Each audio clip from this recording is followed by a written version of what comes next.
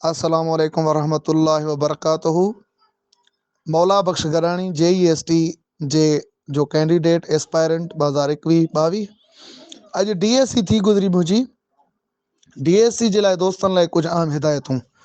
दोस्तो, DSC जे लाइ वञण खां सभ खां पहिरें पंहिंजो ओरिजिनल NIC ऐं original resident certificate of your UC, matric, inter, graduation, masters, BEd जेके तव्हां वटि डिग्रीज़ आहिनि उन्हनि जो तव्हां सभिनी वटि सबूत हुजणु घुरिजे। मार्कशीट ऐं जेकॾहिं तव्हां वटि पास सर्टिफिकेट हुजनि त उहे सभु खणी तव्हां वेंदो मीरपुर माथेलो जो जेको DO साहब जो ऑफिस आहे एलिमेंट्री, उन में उते पहुचण खां पोइ तव्हां क्लार्क सां मिलंदो। उते क्लार्क ॿाहिरि वेठो आहे, उन वटि फाइल जा वॾा ढिग आहिनि। उहो तव्हां पंहिंजो नालो उनखे ॿुधाईंदो, तव्हांजो नालो उते लिस्ट में चेक कंदो ऐं उन खां पोइ उहो तव्हांखे तव्हांजे नाले जो जेको आहे उहो हिकिड़ो फाइल कढी ॾींदो। पोइ तव्हां लाइन में बीहंदो।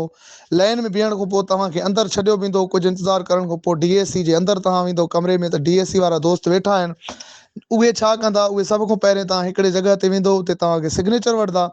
सिग्नेचर वठण खां पोइ जेको आहे सो तव्हांखे ॿिए हिकिड़े चेयर ते मोकिलियो वेंदो। उते 2 दोस्त वेठा हूंदा, 2 ऑफिसर वेठा हूंदा, जेके तव्हांजो जेको तव्हां वटि फाइल हूंदो डॉक्यूमेंट्स जो फोटो कापीज़ में जेको ऑलरेडी तव्हां जमा करायो, हाणे क्लार्क खां वरितो हुयो वे, उहो तव्हांजो चेक कंदा। तव्हांजी ओरिजिनल NIC ॾिसंदा, तव्हांजो रेजिडेंट सर्टिफिकेट ॾिसंदा, तव्हांजा जेके बि डिग्रीज़ आहिनि उहे ॾिसंदा।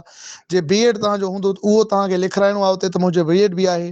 जे तव्हां गवर्नमेंट एम्प्लॉई आहियो त उते NOC जो खानो आहे, उहो लिखाइणो आहे। जे तव्हां वञी को डिसेबिलिटी आहे त उते डिसेबिलिटी लिखियलु आहे, उहो तव्हांखे टिक कराइणो आहे ऐं उहो सॼो कुझु तव्हां खां उहो मालूमात वठंदा ऐं तव्हांखे आज़ादु कंदा। तव्हांजी DSC थी चुकी आहे। मुबारक।